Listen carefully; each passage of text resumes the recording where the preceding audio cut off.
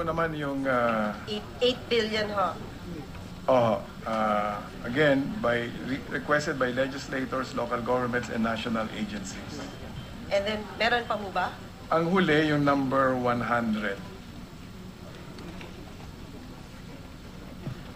Yung 2 billion. Tama po yan. Ang total ho ay magkano? 8 plus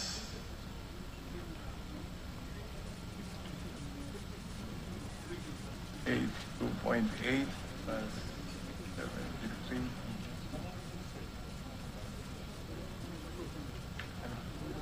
Mga 17 billion ho, Mr. Chairman. Pabalikan ko ho yung sa FAQ nyo. I think, hindi ko alam, nabanggit nyo din ho ata kanina. You said that only 9% went to legislators. Pwede ho bang pakicompute yung what is 9% of 144 billion? I think it's 12 billion ho eh, yung 9% ng 144 billion. Pero sa total nyo ho, dapat 12 billion lang ho yung nabigay sa mga legislators. Pero based upon our computation, 17 billion ho yung nabigay sa mga legislators. But he said 9%. Legislators, local government units, and national government agencies. So magkano ho yung sa specific to legislators? Yan ho ang aming susumahin dito sa general estimate ho lang namin yon. But after we will But look the mere into fact that you came with a figure of 9%, you've already computed this. Am I yung right? 9%. Hindi, estimate ho lamang namin yon based on the submissions. Pero to be accurate about it, we will look at the SAROS and we will compare the SAROS with the letters of request para hindi ho magkamali. But sa palagay ko ho, it will be around that So number. It's not 17 billion. Hindi ho, lower. it cannot be ho. Tapos kanina ho na pag-uusapan, di ba, yung proseso sa DAP kung para kinuwento nyo ho na yung mga legislators nagsasabit ho ng listings. Tama ho ba? Sa PDAF ho, di ba ganyan din ang sistema? Ang mga legislators nagsasabit ng listing. Tama ho ba? Parang ganun din. Yeah, either. Hindi pwedeng parang. Ganun save or din. not Meron save. silang menu na nakalagay sa... So pareho, pareho sila din sa sistema na magsasabit lang ng listahan. Tama ho. Ang kaibahan ho, dun sa PDAF, meron talagang halagang nakalaan.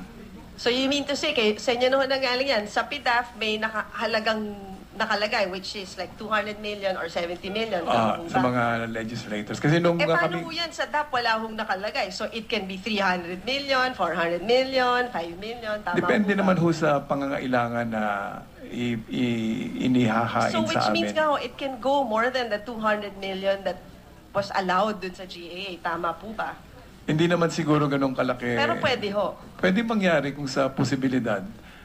Depende ho dun sa urgency at necessity ng request. So parang lumalabas nga ho, ang isang mambabatas can go, mas malaki pa ho yung allocation na makukuha. Kasi sa GAA nga, may cap 200 million. Pero sa DAP, it can be 300 million.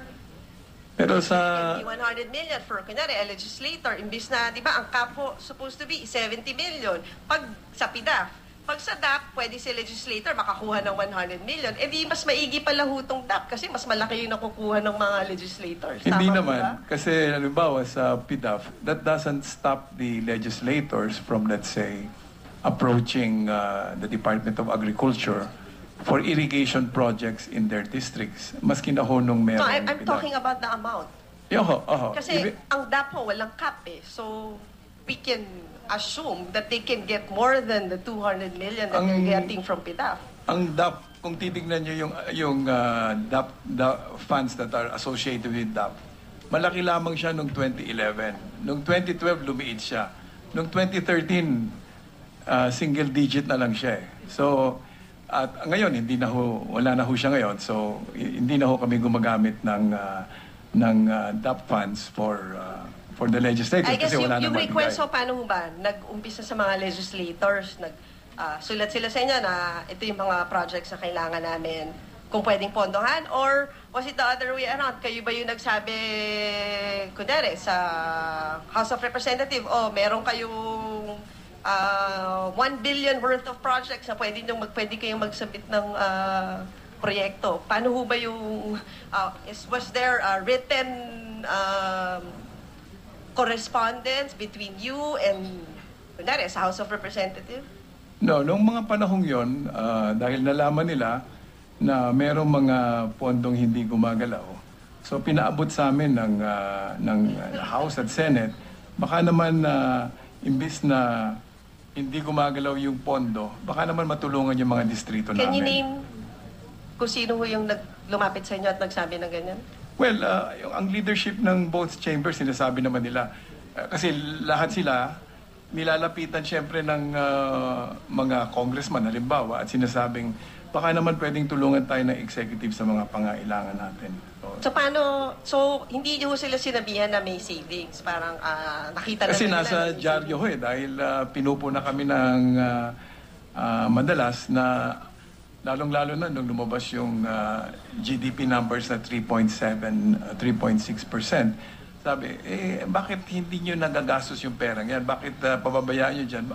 Mas mabuti pang tulungan nyo na lang yung mga probinsya namin. Tsaka Paano ho ba komunidad. nangyari nun? Yung, binigyan nyo ho ba ng deadline yung mga legislators? O sige, mag-submit kayo ng listahan within 15 days. Kunyari yan, deadline nyo August 30 or something. May Well, ganun ho bang usapan? Kasi, di ba, we're talking about nagmamadali ho tayong gumastos, di ba? Kunyari, si legislator 3 months after pa magsasubmit, di parang naiipit ho yung proyekto.